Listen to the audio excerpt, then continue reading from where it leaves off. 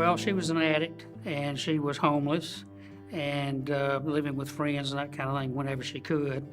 Dependence on cocaine. She did not have a job, had not worked in a long time. I'm working with a family that has had two children taken from them before that they did not successfully get back. Her functions were very much impaired, certainly not in any condition to take care of her children. The department informed her that we had seen no progress, and so they were looking to terminate her parental rights. The department had removed her children out. I think they were placed with relatives. She came to my office and she said, "I think I'm out of choices." They've had another child. Family Treatment Court and the juvenile court system here offered them a chance.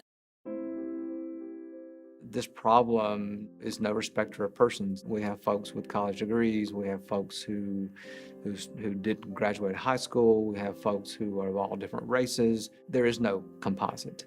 Many of our participants, like most addicts, if they can't get their hands on meth or whatever their drug of choice is, they'll find something else until they can get it. Often these individuals, I see these parents, they've experienced trauma and distress in their lives that have led them to cope by using mind-altering substances. Turning that cycle around for folks who have true addiction is not a cut and dried. It's not a one-time thing. It's a try and start and stop and keep fighting and moving along. 7 out of 10 addicts walk away from traditional outpatient treatment within 90 days. Here we hold them in place until they get traction in treatment. They can't walk away from me because if they don't come to court, I issue a bench warrant. I ask all of them the first time I meet them if they're having fun. And they all look at me kind of crazy and they go, "No."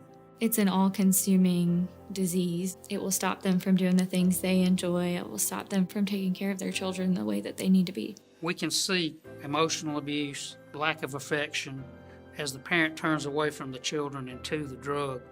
That becomes their priority.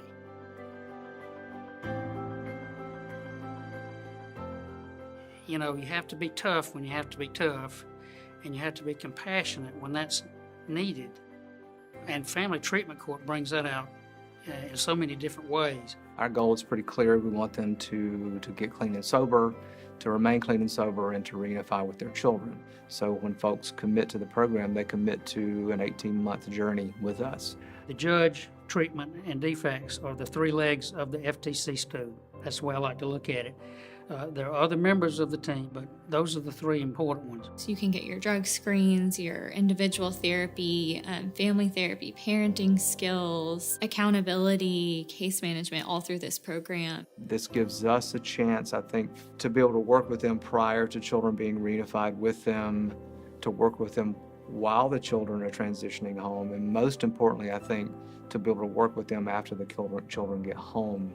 It's not easy, but I think it is the best. They come to find that as they're working through the program and participating in the therapy and support groups. Sanctions that don't have as much effect on conduct and behavior as incentives do. We still have high expectations, and we can still expect things from people that many times what I've learned is they don't expect for themselves. And to have that opportunity to say you can achieve more. They start to take on a more personal investment to the program and start to feel they're in control of their lives again. It's not their disease that's in control. It's not the system that's in control. It's them, and they're putting in the work. She has progressed remarkably. Her children have been returned now for some time. They are very close to reunification with this child that they've never been able to take home with them. She is now graduated the program, reunified with her child, is in the nursing field, and she is just the most smiling, happiest young woman. But they are so grateful for us, for DFACS and for Family Treatment Court. I was burned out before Family Treatment Court. And Judge Stedman introduced it to me, I guess it was about 2010.